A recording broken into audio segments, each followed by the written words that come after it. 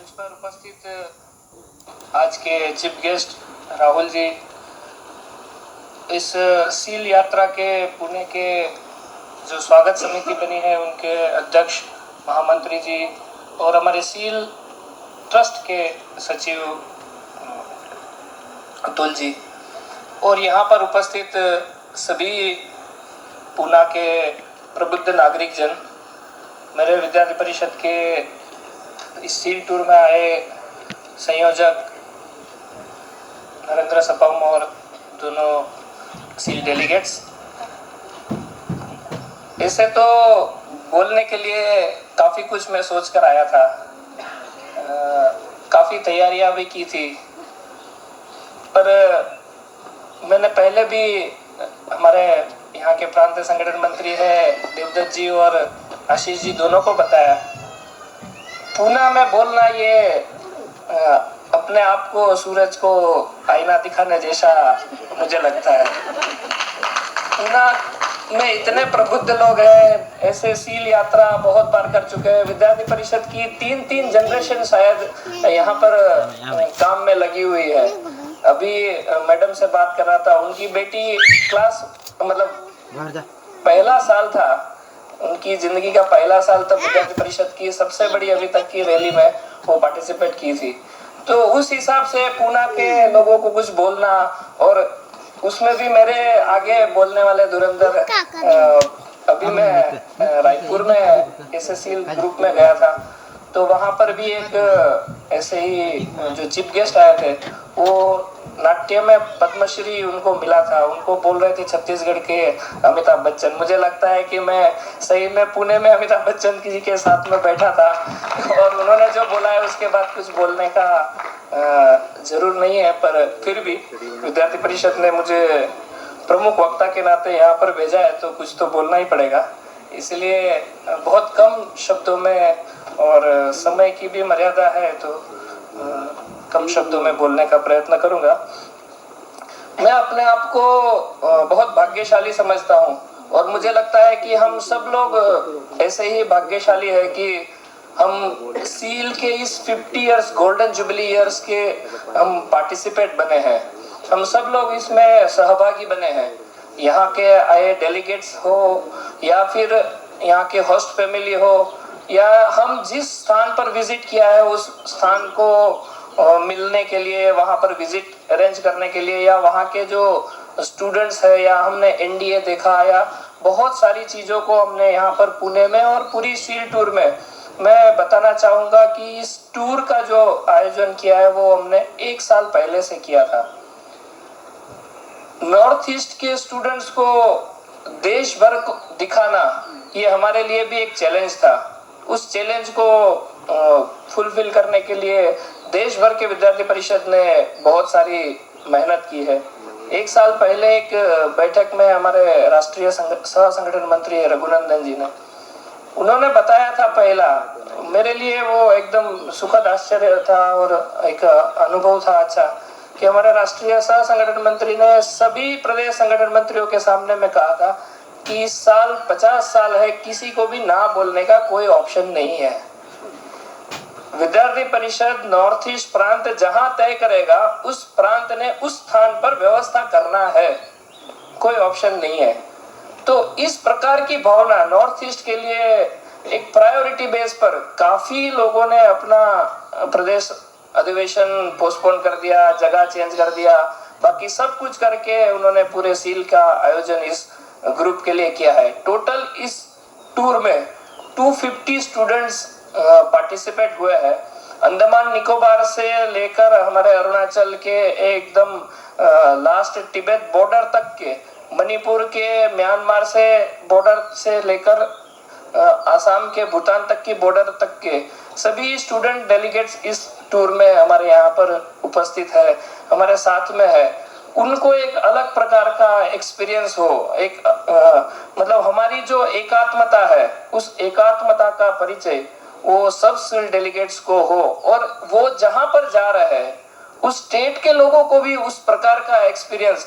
हमारे north east के students अलग वेशभूषा में होंगे, अलग प्रकार के फीचर्स के हैं, अलग प्रकार की भाषा बोलती है। मुझे यहाँ पर पुणे में ये एक्सपीरियंस शेयरिंग सुनकर बहुत अच्छा लगा कि हमारे होस्ट फैमिली भी ऐसे ही है जैसे हमारे सील डेलीगेट्स है।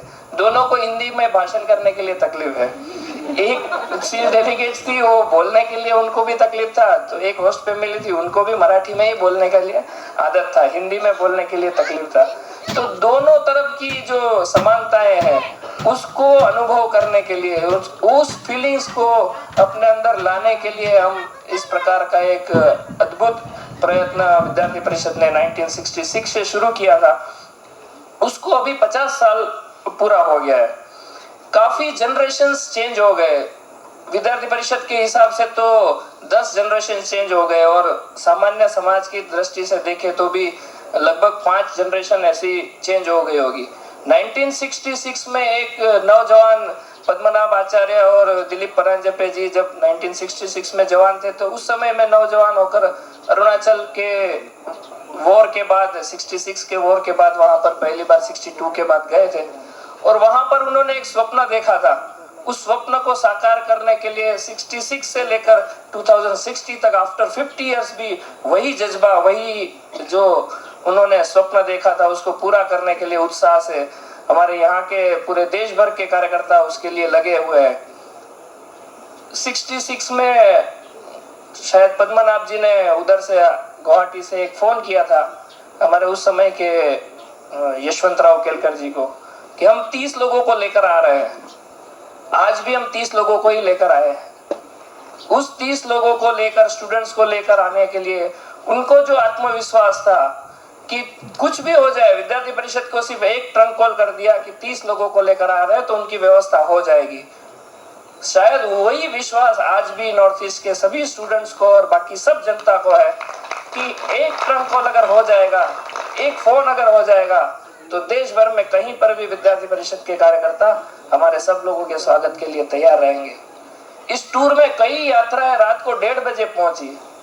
हैदराबाद में रात को 1:30 बजे 100 लोग, 30 लोगों के स्वागत के लिए 100 लोग खड़े थे। बेंगलोर में कितने बजे पहुंची होगी? रात को पहुंचे 12 बजे, 1 बजे। यहाँ पुणे में रात को 1 बजे पहुंचे। सब होस्ट फैमिली के घर में गए तब शायद ऐसे ही 12-1 बज गए होंगे, 11 बजे यहाँ पहुंचे थे। भोपाल से जब यात्रा निकली तो सुबह 4 बजे थी। उस यात्रा के लिए 30 स्टूडेंट्स को छोड़ने के लिए 60 होस्ट फैमिली के लोग 4 बजे तक होस्ट रेलवे स्टेशन पर मौजूद थे। हमारी एक अरुणाचल की कार्यकर्ता है, विद्यार्थी है, स्टूडेंट्स है, पहली बार विद्यार्थी परिषद के इस कार्यक्रम में आई थी। 4 बजे वो रोने लगी और उसने घर में अपनी माँ को फोन किया। क्यों फोन किया? क्योंकि माँ ने जाते समय बोला था तुम जिंदगी में कभी ट्रेन में नहीं बैठी है बेटी, मैं तो यहाँ चिंता करने वाली हूँ, देश भर में तुम्हारी चिंता कौन करेगा। फर्स्ट डे था उनका, वो फर्स्ट टूर का फर्स्ट स्टेट था, उसमें उसने अपनी माँ को फोन करके बताया कि ये तुम मेरी माँ वहां पर है, वैसे ही एक माँ मेरी यहाँ पर भी है जो 4 बजे मेरे रेलवे स्टेशन पर है। थाने में मैं अभी गया था एक दूसरे टूर के साथ। उस टूर में काफी लोग, रात को 10 बजे होस्ट फैमिली सब लोग आए थे वहां पर। एक होस्ट फैमिली बाय चांस ही उनकी जो भाभी जी थी घर में, वो मेरे ही जामनगर की, मेरे गुजरात की थी, तो परिचय हो गया तो अच्छी बात हो गई। तो मैंने पूछा आप यहाँ, तो बस मैं विद्यार्थी परिषद को तो नहीं जानती पर ऐसे नॉर्थ ईस्ट के स्टूडेंट्स हमारे यहाँ आ रहे हैं बोल के हमने होस्ट फैमिली करके, वो दोनों पति पत्नी दोनों आए थे। मैंने उनको पूछा कि आप अभी अपने बेटे को या अपनी बेटी को कभी रेलवे स्टेशन छोड़ने या पिकअप करने के लिए आए हैं क्या? उन्होंने कहा नहीं, हम कभी नहीं आते, ड्राइवर के साथ गाड़ी में वो चला जाता है, चली जाती है, जो भी होगा। वो पहली बार ऐसा है कि नॉर्थ ईस्ट से उनके घर में 3 दिन रहने वाली, 3 दिन भी नहीं था, 2 ही दिन था थाने में, 2 दिन में रहने के बावजूद उनको अपना बेटा बेटी मान के अपने खुद ड्राइविंग करके वो उस बेटा बेटी को छोड़ने के लिए रेलवे स्टेशन आए थे। शायद यही विद्यार्थी परिषद की मूल भावना है इस प्रोजेक्ट के पीछे। बहुत आइडियल बातें हैं यहाँ, स्लोगन्स लिखे होंगे, भारत माता की जय, वंदे मातरम लिखे होंगे, बहुत आइडियली बात करना, वो विद्यार्थी परिषद के बाकी सब विषयों को छोड़कर एक राष्ट्रीय एकात्मता की भावना का एक एक्सपेरिमेंट नहीं होकर एक एक्सपीरियंस लेने के लिए उस फिल्म में, डॉक्यूमेंट्री में भी हमारे इस सील के जो फाउंडर है पद्मनाभ जी ने बताया कि ये एक एक्सपेरिमेंट नहीं है, ये एक एक्सपीरियंस है। उस एक्सपीरियंस को फील करने के लिए, उसको अपने अंदर जज्बात को लेने के लिए, उनको संजोकर अपने यहाँ पर वापस जाकर नॉर्थ ईस्ट में भी, देश भर में जो अभी इंफ्रास्ट्रक्चर डेवलपमेंट, विकास की बात हो रही है, उस विकास को, उस इंफ्रास्ट्रक्चर डेवलपमेंट को देश भर में जो चल रही दौड़ है, उस दौड़ में भी नॉर्थ ईस्ट के विद्यार्थियों को शामिल करने के लिए, खुद के प्रयासों को आगे बढ़ाने के लिए ये काम करने वाला एक विचार लेकर यहाँ से, जैसे अभी भी बताया हमारे चीफ गेस्ट ने कि पूना की पगड़ी हम लोग यहाँ पर उनको भेंट दिया है। देश भर का जो विचार है, उसी विचार के साथ, उसी सम्मान के साथ, उसी विकास के साथ नॉर्थ ईस्ट के भाई बहन भी उसमें दौड़े, भागे और आगे बढ़े और सभी के साथ मिलकर वो आगे बढ़े। उस प्रकार की योजना को लेकर विद्यार्थी परिषद ने एक अनूठा प्रयास इस सील के माध्यम से किया है और मुझे पक्का विश्वास है, मैं पिछले 7 साल से नॉर्थ ईस्ट में काम कर रहा हूँ, अरुणाचल में काम कर रहा हूँ, जो संस्कृति, जो कल्चर पूरे देश भर में है, उसी प्रकार का सेम कल्चर, सेम पद्धति, एक ही मूल्य पूरे नॉर्थ ईस्ट में भी विद्यमान है। यहाँ पर सभी ने अपना होस्ट फैमिली का भी बताया है, इतने स्वागतपूर्ण होस्ट फैमिली रहे हैं। ऐसे ही हमारे नॉर्थ ईस्ट में कभी भी आए, मैंने मेरा पर्सनल एक एक्सपीरियंस बताता हूँ। मैं अरुणाचल प्रदेश में जाने के बाद कभी भी किसी भी घर में फोन करके खाना खाने नहीं जाता हूँ। गुजरात में मुझे आदत था कि मैं फुल टाइमर हूँ, रोज अलग अलग घर में खाना खाने जाता हूँ, तो वहां पर भी ऐसी आदत लेकर गया था। पहले दिन एक भाभी जी को फोन किया, मैं आपके घर में खाना खाने आऊंगा। उन्होंने कहा मत आओ। मुझे लगा क्या हो गया, ऐसे कुछ गलती हो गया क्या? उन्होंने कहा कि फोन करके घर में खाना खाने आना है तो कभी भी मत आना, घर में आओगे तो खाना खाना ही है। वो वहाँ की पद्धति है, जैसे देश भर में हमारी पद्धति है। शहरों में, बड़े बड़े शहरों में होता है कि भाई हमको फोन करके घर में भाभी जी है या नहीं है, क्या है घर में, भैया होंगे तो उनसे बातचीत होगा बोल के हम फोन करके खाना खाने जाते हैं। पर वहां पर भी वही सिस्टम है, देश भर में जो है वो अतिथि देवो भव, वो वहां पर भी है। हमारे यहाँ पर जो बैठे हुए डेलीगेट्स है, उनके सबके वेशभूषा शायद हमसे सब प्रकार से अलग है, परंतु उसमें भी साइंटिफिक रीजन है। आप सोच के देखिए, आज से 50 साल पहले, 100 साल पहले वीविंग का सबसे अत्याधुनिक जो टेक्नोलॉजी है, वो उससे भी आज वो वीविंग करते हैं। कितने प्रकार के कलर कॉम्बिनेशन का, डिजाइनिंग का उनका वो एक्सपीरियंस है। अलग अलग प्रकार की खान पान की व्यवस्था वहां पर है। मुझे ये बताते हुए एकदम आश्चर्य के साथ हर्ष होता है कि अरुणाचल प्रदेश में मैं 100 प्रकार के पत्तों की सब्जी खाई है। हम यहाँ पर मूली और पालक को छोड़कर शायद देश भर में कहीं बहुत नहीं खाते होंगे। तो पूरे नॉर्थ ईस्ट में एक एक पत्ते की उनको फर्क है, एक एक पत्ता कौन सा काम का है, कौन सा आयुर्वेद गुण है उसमें। बीमार होते हैं तो मेडिकल की गोलियां नहीं खाते हैं, वो पत्ते खाते हैं, उसी से उनका ठीक हो जाता है। तो आयुर्वेद की भी चिकित्सा उनको पहले से मालूम है। हर प्रकार की जो टेक्नोलॉजी है वो भी शायद उनको हमसे ज्यादा या पहले मालूम थी। हमारा दाव है, तलवार, शायद यहाँ पर कोई नहीं लाया है। दूसरे ग्रुप में जो गए हैं, वो हमारे अरुणाचल प्रदेश के जो निशी कम्युनिटी के जनजाति है, उनको हर कोई अपना दाव साथ में रखता है। तलवार जो रहती है, वो तलवार 25, 50, 100 साल तक उसको जंग नहीं लगता है। उस टेक्नोलॉजी से बनी है कि कितनी भी बड़ी चीज को काटना है तो वो एक धार में काट सकता है। तो वो टेक्नोलॉजी भी उनको मालूम थी, शायद हम लोगों को मालूम नहीं है। देश भर में रहने वाले बाकी नॉर्थ ईस्ट को नहीं जानने वाले लोगों को शायद ये मालूम नहीं है कि वो हमसे कितने ज्यादा एडवांस टेक्नोलॉजी को पहले से यूज कर रहे हैं।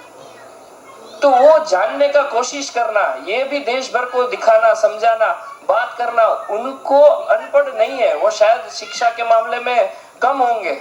मेरे अरुणाचल प्रदेश की मैं बात करता हूं तो अरुणाचल प्रदेश में ओनली 68 हायर सेकेंडरी स्कूल है, 86 हायर सेकेंडरी स्कूल, उससे तो ज्यादा कॉलेज पूना में होगी। यूनिवर्सिटी मात्र एक है और 21 कॉलेजेस है। एक भी इंजीनियरिंग कॉलेज नहीं है, एक भी मेडिकल कॉलेज नहीं है, एक भी पैरामेडिकल कॉलेज नहीं है। शायद फॉर्मल एजुकेशन के मामले में कम हो सकते हैं क्योंकि वहां पर व्यवस्था नहीं पहुंचा पाए हम लोग, परंतु बाकी सब टेक्नोलॉजी में, आदर भाव में, मूल्यों की बात करें तो मेरा 6 साल पहले का एक एक्सपीरियंस है। आप कहीं पर भी चौराहे पर एक बैग छोड़कर चले जाइए, 2 दिन के बाद भी आएंगे तो बैग वहीं मिलेगा या उसके बाजू वाली दुकान में मिलेगा और आप बोलेंगे ये मेरा है तो तुरंत दे देंगे। अरुणाचल प्रदेश के या मणिपुर के या मिजोरम के, नागालैंड के किसी भी गांव में आप जाएंगे तो वहां पर ताला नहीं है आज भी, सिर्फ दरवाजा ऐसे बंद करके, वो बाम्बू का दरवाजा रहता है, वो बंद करके चले जाते हैं गांव भर में। अरुणाचल में हमारा एक डिस्ट्रिक्ट है, उस डिस्ट्रिक्ट में गांव में धान रखते हैं तो बीच में ऐसे रख देते हैं, उसमें से कोई अपना हिस्सा नहीं होगा वो नहीं लेगा, पूरे गांव की कॉमन खेती होती है और वो बाद में बीच में धान रख देते हैं। तो उस प्रकार की मूल्य वो आज भी वहां पर विद्यमान है, जो जिसको ढूंढने के लिए आज देश भर, दुनिया भर के लोग उसके लिए उतावले हो रहे हैं। नेचर के प्रति देखने के लिए जो भाव रहता है वो भाव भी शायद नॉर्थ ईस्ट में सबसे ज्यादा है। सूरज और चांद की पूजा करने वाले लोग, नदी की पूजा करने वाले, पेड़ पौधों की पूजा करने वाले, सब लोग आज भी वहां पर विद्यमान है, मौजूद है और उसी को लेकर वो जिंदगी जीते हैं। तो इस प्रकार की सब बातों को लेकर आज भी वहां पर इतनी सारी जो विविधताएं है, विद्यार्थी परिषद का इस प्रोजेक्ट का मानना है विविधता में एकता करने के लिए हम लोग ये टूर नहीं कर रहे हैं। हमारी जो एकता में विविधता है, हम सब एक है, हमारी जो एकता है उसमें अलग अलग डायमेंशन है, अलग अलग वेशभूषा है, अलग अलग खान पान है। प्रदेश की सानुकूल परिस्थिति के हिसाब से कहीं पर भी कुछ भी उनको जो उचित लगा उस प्रकार की खान पान, वेशभूषा और उनके जो ऑर्नामेंट्स है वो सब अलग अलग प्रकार के हो सकते हैं, पर हमारी एकता, जो हमारी जो भावात्मक एकता है वो देश भर में एक है, एक अखंड हमारी एकात्मता है, उसको कोई भी तोड़ नहीं सकता है। नॉर्थ ईस्ट में बहुत सारे ऑर्गेनाइजेशन, मूवमेंट आए, चले और चले भी गए, परंतु विद्यार्थी परिषद का ये सील प्रोजेक्ट 50 साल तक अविरत अपने जो मिशन है उसमें आगे बढ़ रहा है। और मेरा ये सब आप सब लोग पुणे के प्रबुद्ध नागरिक जनों से भी ये अपील है कि पिछले 50 सालों में आपने जिस प्रकार से विद्यार्थी परिषद के इस प्रयोग को प्रेम दिया है, सहयोग दिया है, उससे ज्यादा प्रेम और सहयोग और नया क्या क्रिएटिव कर सकते हैं उसका, जैसे अभी भी यहाँ से बताया कि सर ने बहुत सारे सजेशंस दिए हैं, ऐसे ही सजेशंस साल भर के लिए हम कुछ कर सकते हैं। हमारे यहाँ से हम कुछ एक सपोर्टिव रोल के नाते कुछ कर सकते हैं क्या, इतना सोचकर अगर हम कुछ कर पाएंगे तो विद्यार्थी परिषद का इस सील प्रोजेक्ट और भी सार्थक रूप से आगे बढ़ पाएगा। और हमारे चीफ गेस्ट जी ने, राहुल जी ने जो एक सजेशन किया है कि हम जम्मू कश्मीर के या और लोगों को भी इसमें जोड़ सकते हैं, उसी के तहत हमने इस साल नॉर्थ अंडमान निकोबार के विद्यार्थी को भी इसमें जोड़ा है। तो आगे जाकर इस प्रोजेक्ट को नहीं रखकर दूसरे किसी और प्रोजेक्ट के अलग प्रकार से उनके लिए कुछ सोचकर अलग करेंगे, तब भी महाराष्ट्र और पुणे हमारी विद्यार्थी परिषद की जनक है और यहीं से नए विचार आगे देश भर में प्रफुल्लित होते हैं, ऐसा मेरा मानना है। तो इसीलिए आप लोगों के सजेशन और प्रेम और सहयोग से विद्यार्थी परिषद और भी आगे अलग प्रकार के प्रोग्राम करने की